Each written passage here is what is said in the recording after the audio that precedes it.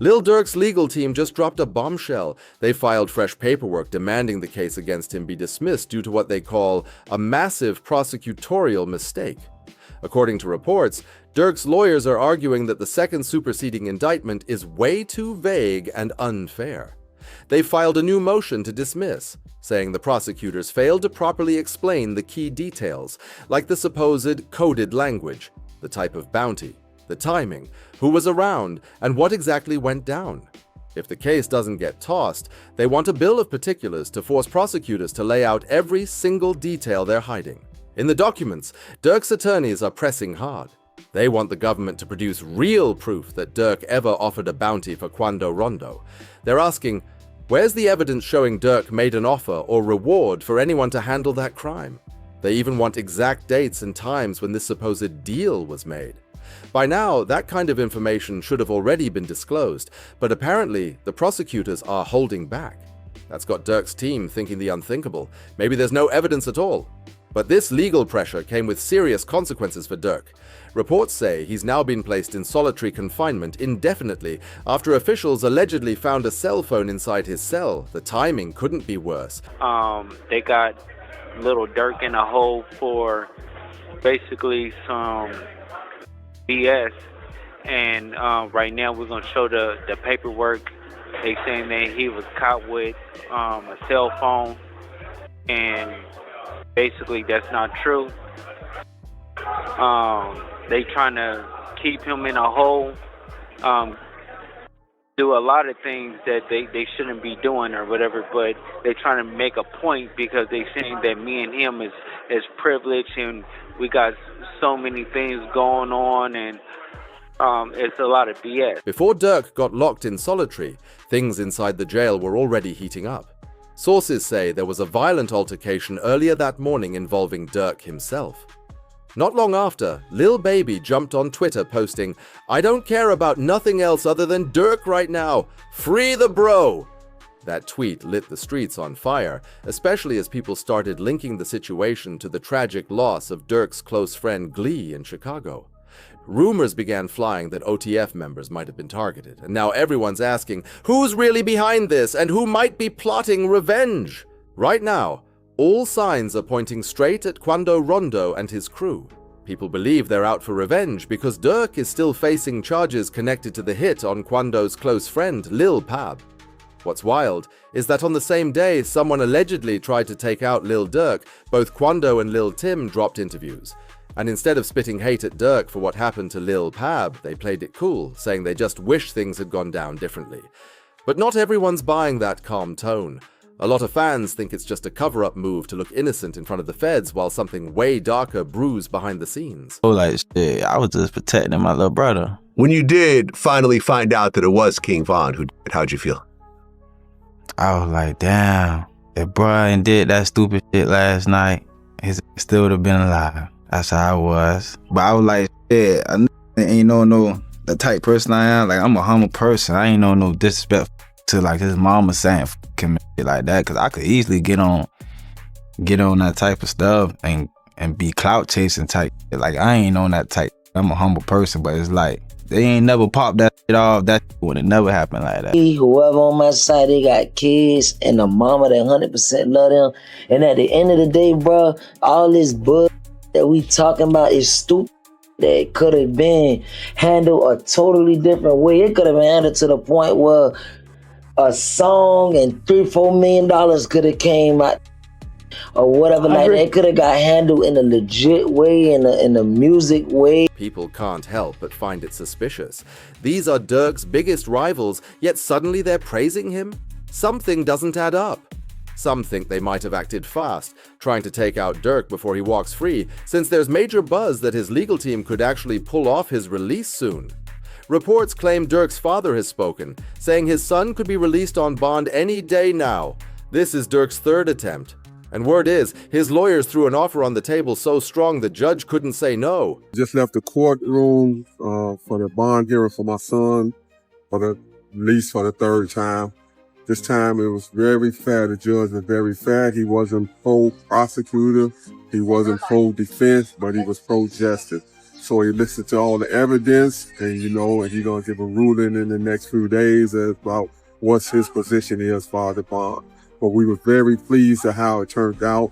So continue, family, friends, and fans, continue to keep us in your prayers, and we thank you. And inshallah, God willing, this be victorious for that we have a good ruling in our favor.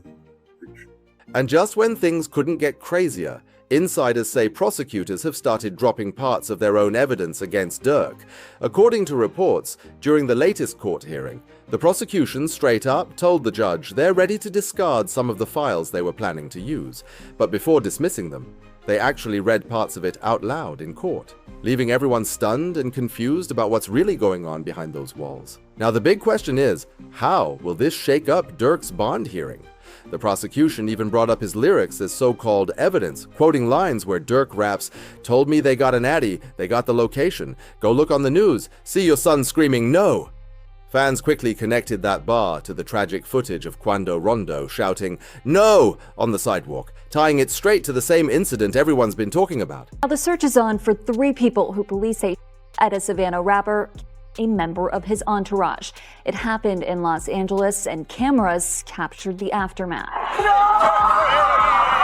This man, a passenger in that car, frantic at the sight. But the way prosecutors revealed this was straight up dirty.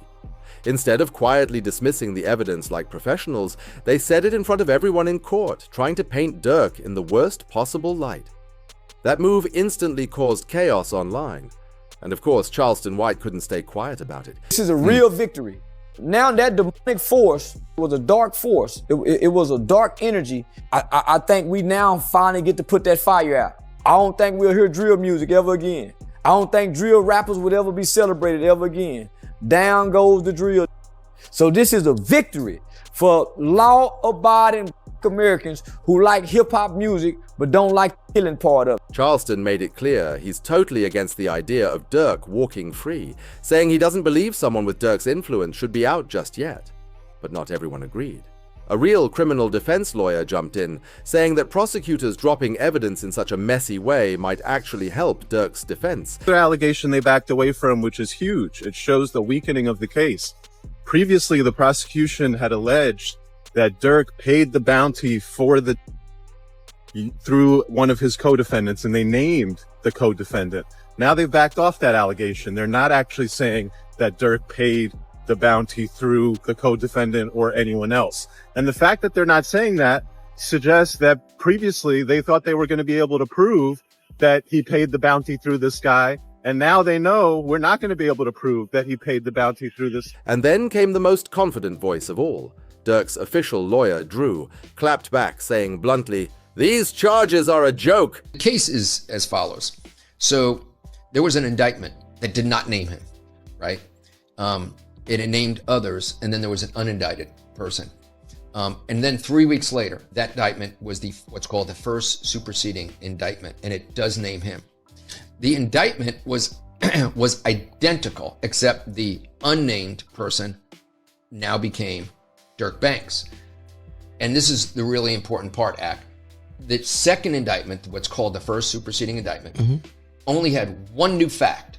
It had one new fact, and that was it alleged that there was a video by Durk that celebrated and monetized this. Despite the chaos, the judge shut down Durk's latest bond attempt.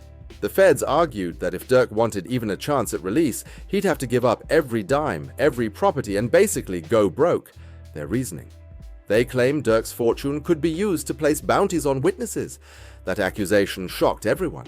It's a heavy claim that paints Durk as too dangerous to walk free. No bond for Lil Durk. Let me tell you about what options he has left and why the bond was denied this time. Now, he's in federal court on a murder for hire charge where he faces the possibility of life in prison. What that means is under the federal law, it is presumed that you do not get a bond because the charge and the penalty are so serious. So your lawyer has to go out there and show why you should get a bond. Now, ultimately, what the district judge decided to deny the bond on was a couple of factors. There's a couple $1 million being put up, but it's not all being put up by Durk. Some of it is from the label. And ultimately, Durk has a lot more money and assets than what's being put up. So if I let him out on bond and he tries to flee, he's going to have tons of assets and money at his disposal. But things took an unexpected turn when a fan, who's been following the case closely, dropped a bombshell tweet. They wrote, "If you think Durk was denied bond just because he's rich, you don't know this case. Dee Dee's brother just snitched on all of them." According to the fan, instead of the feds going public, they're keeping this part under wraps to hit Durk's lawyers with a surprise move in court. Reports are now saying that body cam footage allegedly shows Dee Dee's brother, Ted, practically begging to snitch against Durk and his crew. That footage could completely flip the direction of the case. Now, Durk's legal team has filed new paperwork asking for more time on their bond proposal, raising the question everyone's whispering. What exactly did Ted tell the feds? Remember, Ted isn't just some random name. He's Dee Dee's brother, and Dee Dee has always been known as Durk's main hitter. So if Ted really talked, it means someone from the inner circle might have betrayed the crew. The crazy part? The only reason Ted even ended up in police custody was because he got caught with a gun in his pocket. Really? Dude had it. What about that? A man had it with an extended clip. That's cool though, right? Right after that arrest, cops allegedly pulled Ted into the station. And instead of staying quiet like OTF members are known to do, rumors say he started talking fast. The streets are stunned, wondering if Ted's words just gave the feds everything they needed to tighten the noose around Durk's case. Ted didn't even try to play it tough. The moment cops opened that squad car door, he broke down begging to talk. Witnesses say he looked desperate, pleading with the officer, "I swear I'll tell you all about the passings," trying anything to avoid getting locked up. But by then, it was way too late. The cops weren't letting him walk away that easy, and you could tell Ted realized he'd just stepped into something way bigger than he expected. Come on. Hey,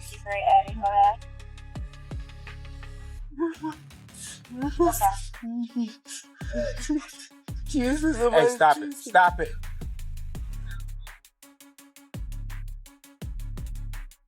I tell you about the money, I swear to God, I tell you about the money, it's my son, I tell you about everything, I swear to God, I tell you, I will tell you, please, I swear, please. With Ted placed in the waiting cell, he waited until an officer came to collect information from him. Once inside the station, they threw Ted in a holding cell, and he sat there waiting, plotting his next move. When an officer finally came by to collect details, Ted didn't hesitate. He was ready to rat out anyone he could think of, hoping a few names might buy him freedom. His one goal was clear: get out of jail, no matter who he had to talk about to make it happen. Oh, you gotta relax for me, because I can't understand it. Relax. What's the number? What you saying, man? We're gonna see what we can do for you, alright? We're gonna see what we can do for you. You gotta relax for me. Relax, man. I'm gonna get a bus to prison. Relax. Give me I'm saying, what are you talking about? I'm trying to get that. Things got messy when people started noticing court paperwork that listed Dee Dee's last name, and fans went wild thinking Dee Dee himself had snitched. But later, it all clicked. It wasn't Dee Dee. It was Ted, his own brother, since they shared the same last name. That twist shocked everyone following the case, but it didn't stop there. Reports then surfaced claiming Ted's cousin, OTF VNI, had also been talking to investigators. That news sent waves through the crew, with Durk's close friend Bezos stepping in, trying to calm everyone down before things exploded even further. No motherfucker know what's going on, but them people that's in them courtrooms, man. For real. Them be false accusations. Y'all don't even know what the be going on for real. Y'all really be trying to play Inspector Gadget and all this. Y'all just be weird as hell. That's what I be talking about, man. Like, first y'all threw the jams rumors out there. Now y'all talking about money or snitch, gang. A snitch on what? Y'all don't even really know what's going on for real. My kids, y'all really just be running. And that's why I don't participate in nothing that got to do with nothing illegal. Because of you motherfuckers, y'all be trying to get them all put under the jail. But just when it seemed like things couldn't get any darker, They did. DJ Academics dropped a shocking interview with Vonnie's father, where he openly claimed that Lil Durk had something to do with King Von's passing. The internet exploded after that statement. Fans couldn't believe it. How could Durk ever want harm for someone who was basically his brother? I'm gonna give you this. It's a back door and I got all the pieces. That's all I'm gonna tell you. As Durk asked Vonnie, is it open? Vonnie told him it's off the hinges. Wait. Are you talking about the Von? Like King Von? Listen very carefully. When the payment was made to Little Tim, the next day or the same day, Durk asked Vonnie, was it open? This is what he asked him. Was it open? This was his exact words. Was it open? He told him it's off the hinges. Are you saying that Vonnie backdoor King Von? No way. That was right here. You heard what I just said. Guess what? You need motive first, right? Yeah. I got bankers. that'll testify that or will make a contract or make a statement to you and let you know that this is the amount of money he had, this is what he had, this is that another. You need motive first and foremost. I got text messages from the lawyer letting you know that who told on Durk before, who told on Von before. At first, it sounded wild, completely unbelievable. But then, people started connecting dots. Remember, Durk and Von were co-defendants in a criminal case that was still open when Von died. After Von's passing, that case mysteriously ended in a private settlement, which made people think Durk might have shifted the blame onto Von since he was no longer around to defend himself. On top of that, Von was starting to rise higher than Durk, his fame skyrocketing. And that kind of success can twist relationships, especially when egos and power are involved. But it didn't stop there. Vonnie's father wasn't holding back. And he said even more explosive things. Why would Durk want Von? All right, man. Let me give you this. First of all, you didn't sign your rights over. You ain't in no 360 deal. First of all, you can't bring nobody into the business and they surpass you. How you bring me to the table and I pass you up? Don't nobody want their chief spot taken, do they? That's an interesting Dude was thing. a slack. He was signing the boys. Von wasn't no slack. That's interesting. I did find out that Von didn't have any contractual ties to Durk like that, which was I mean, come on, man. He wasn't even signed to him. How's this his friend? He lied on Breakfast Club and said, "Hey, you think your man would be sitting here with $300,000 worth of jewelry on and he not have an attorney? He had a public defender." Then came the tweet that broke the internet. Vonnie's dad allegedly leaked that Durk had Von dealt with. That post spread everywhere in minutes. It got people asking, why does Durk always seem to go live on Instagram right after someone close to him passes? Fans pointed out the eerie pattern. He went live right after King Von, Lil Pab, and FBG Duck were all taken out. Some are saying it's his way of creating an alibi, like proof he wasn't involved because he was streaming when it happened. Whether it's coincidence or calculated, the timing has people seriously questioning everything. Then things got even wilder. Vonnie's dad was furious when he found out his own son had allegedly switched sides and talked to the feds. He went public, claiming that VNI, Vonnie, was actually the one who orchestrated both Lil Pab's and King Von's deaths. In his words, if you snitch, then don't cry when someone snitches on you. That's straight from the streets, and it shows just how deep the betrayal runs. He ain't take my rights. He ain't respond no back to me because this is on a tablet. He on a jail tablet when I sent that to him. He ain't respond nothing else to him. I told you he can't take my advice because they plan. They made themselves get caught. This is what come along with it. They wanted to get caught. You understand me?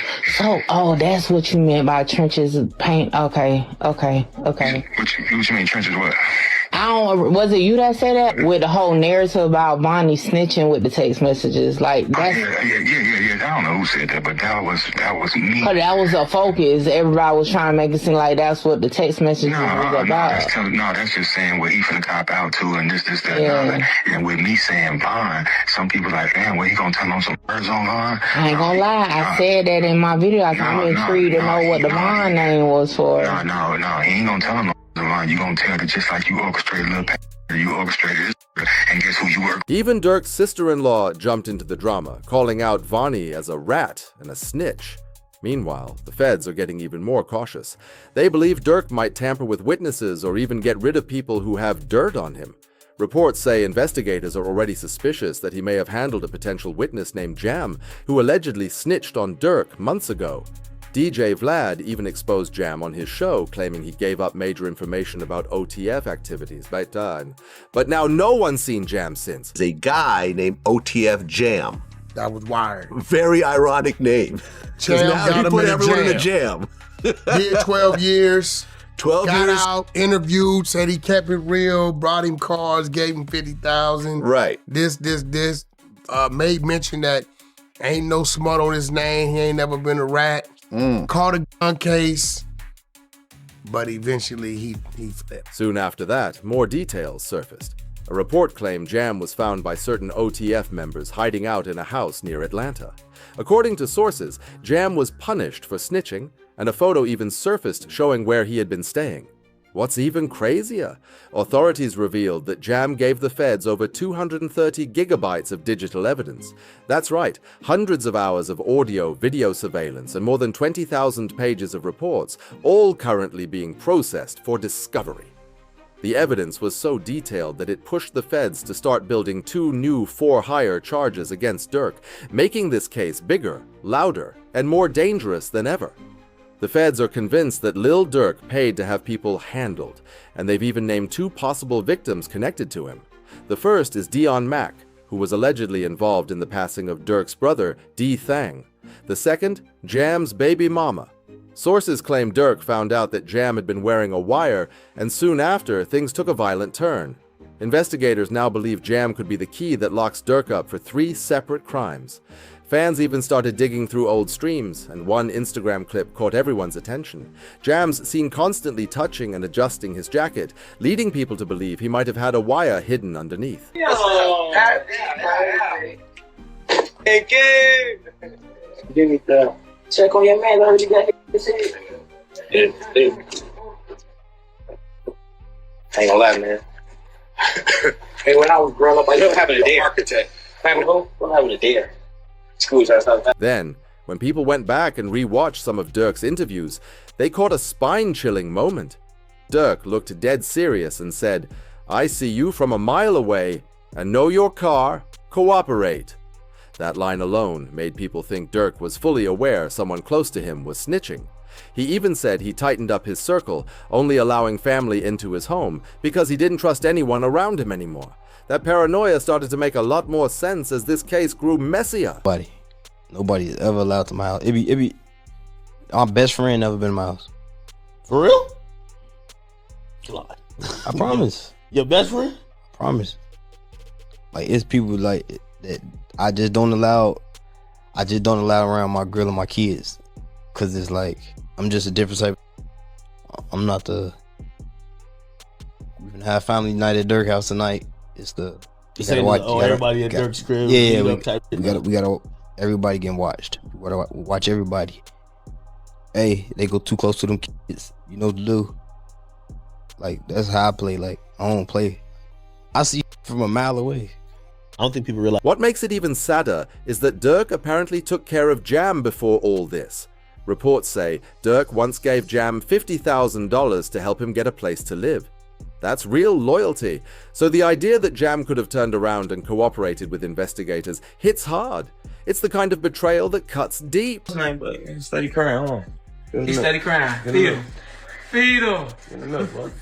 Get in the milk so big mama get the tripping, bro. See that? Feed for my him. baby. That's really how y'all hold y'all babies, ain't it? I gotta hold my money like this. It's too much. Crazy though. Motherfuckers sitting up there doing all this. Sneak this and the internet games and all this. Up some money, do something. Like, we winning, bro. I can do it. Whatever it is I want to do, I can do it.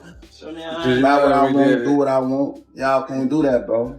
Goof Bro got out what? You know that How many you did now? How many years I did it now? Yeah, that's your last bit. 12? 12. That boy popped out 12 years. Yeah. So much money. We really just get in order to just figure out the lanes, man, boy. Meanwhile, the feds have been carefully analyzing footage from one of Durk's Instagram lives, zeroing in on the faces in the background. Shockingly, those same individuals are rumored to be connected to Lil Pab's passing, and they were known to have hung out with King Von back in the day. That connection has led investigators to believe these acts might have been revenge hits for Von's death, with Durk possibly orchestrating from behind the snes. Solitary They big Stone. fan. We just looked at him. Let's go over there. You got to be what up, bro? Boss, you good? My boy. They got real in here, man, because he just stepped in. The money maker stepped in. And the evidence the feds say ties Durk to Stefan Mack, it's wild. Just 30 minutes after the incident, Durk allegedly posted an Instagram story saying it was for his brother D-Thang. Then the next day, he hopped on live again, smiling and laughing, which fans and investigators alike took as a cryptic response to what happened. Hey, somebody always said slap car. Somebody always said slap car. Well, look on that'll, yeah. But not everyone's convinced. DJ Academics managed to sit down with Durk's lawyer, asking the burning question, would they consider taking a plea deal to make this all go away? The lawyer didn't even hesitate, saying they're not cutting deals or negotiating guilt. They're fighting to prove Durk 100% innocent. You know, likelihood of a plea. I think a lot of people have seen like this seems like it's a do or die thing. This is kind of like it's going to be like a 1 or 0 type of situation. You're either are or you're not. Is Durk, from your understanding, or you as a lawyer right now, as his criminal attorney, are you open to possible conversations about plea deals? Are you thinking, no, we're going all the way? Would you entertain it, just entertain it, because that's your job to listen to it and maybe present it to Durk, or that's just off the table? It's a conspiracy to commit murder case. It's an all or nothing case, and he did not participate in a conspiracy to commit murder. And so there is no alternative. It's a life sentence, potential life sentence. So this case is going to go to 12 people. More legal experts are now stepping into the spotlight, saying Durk's defense team might pull a huge First Amendment card. They plan to argue that everything Durk says, from his bars to his interviews, is just music, not motive. They'll tell the feds that Durk speaks freely to boost his rap career, and that his lyrics are simply artistic expression meant to spark attention and drive streams, not to confess to anything.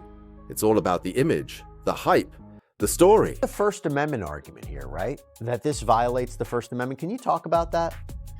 Right, for sure. I mean, I'm expressing myself. I can say the things that I want to say in a rap record or any kind of record. And you could go back and there's country records and there are pop records and there are R&B records that talk about all kinds of things. It's just that there's this notion that with hip hop, quote, glorifying violence, that suddenly now we're going to use these things to prosecute them. But does that mean that the free speech, First Amendment has gone away? No, absolutely not. He can absolutely rap about what he wants to rap about, and that doesn't mean just because the story is... Some lawyers actually believe this strategy could save Durk's case.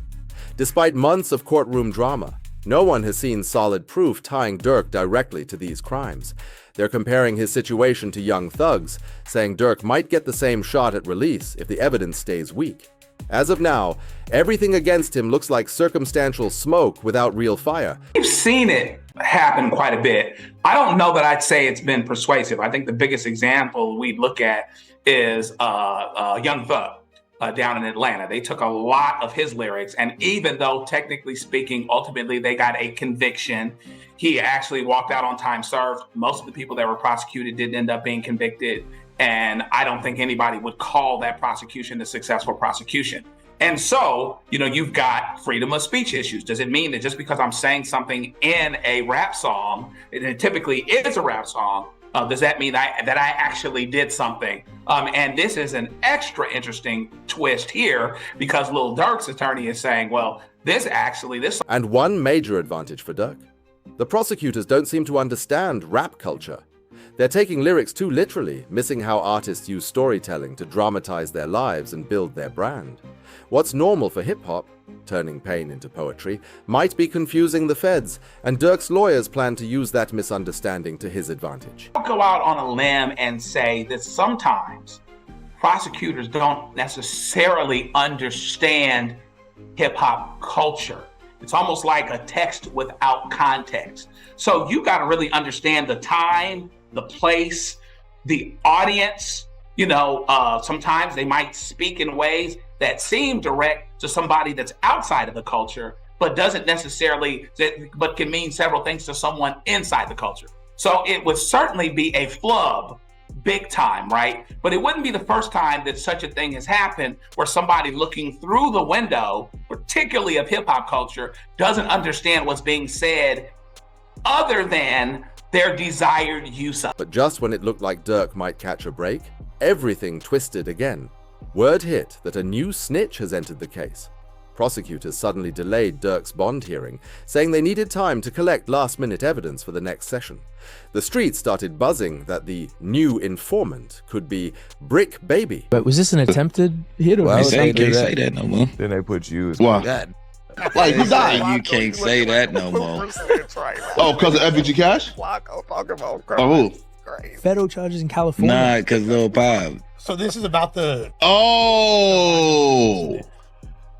What's that? But I'm just saying, they just say you can't say that. Only a week before that announcement, Brick Baby, Big U, and Loose Cannon were arrested in a Rollin' 60s takedown. Lawyers now think the feds might pressure Brick Baby to talk, offering him a deal in exchange for info on Durk. And that wouldn't be shocking. Brick Baby once said after Lil Pab's passing, "You can't say Durk didn't slide for Von." That comment made fans think he already knew something deeper about what went down. Then it's people like, you lined up somebody from your hood. Like, listen, I didn't. But at the end of the day, what's wrong with giving my friend the address? Oh, this is my boy. He lost his boy. Who did it could be around. 9 times out of 10, had he had asked me, I probably would have been Coke if he even asked anybody, if this is even true. But 9 times out of 10, like I said, can I leak a bar? Sure. I said, if you make the call right now, I'd up it. Now, investigators are digging into whether Brick Baby leaked Quando Rondo's location to Durk, a move that could link him directly to Lil Pab's death. They're even connecting his name to Durk's lyrics, especially the line, "Told me they got an addy, they got the location." If the feds can prove that connection, Durk's entire defense could collapse. But if not, this case might just fall apart for good. Thank you for watching. Don't forget to subscribe, like, and share. See you on the next one. Shockingly, those same individuals are rumored to be connected to Lil Pab's passing, and they were known to have hung out with King Von back in the day. That connection has led investigators to believe these acts might have been revenge hits for Von's death, with Durk possibly orchestrating from behind the scenes. Interview, interview, interview, interview, interview, interview, interview. And the evidence the feds say ties Durk to Stefan Mack? It's wild. Just 30 minutes after the incident, Durk allegedly posted an Instagram story saying it was for his brother D-Thang. Then the next day, he hopped on live again, smiling and laughing, which fans and investigators alike took as a cryptic response to what happened. Interview, interview, interview, interview, interview, interview, interview. But not everyone's convinced. DJ Academics managed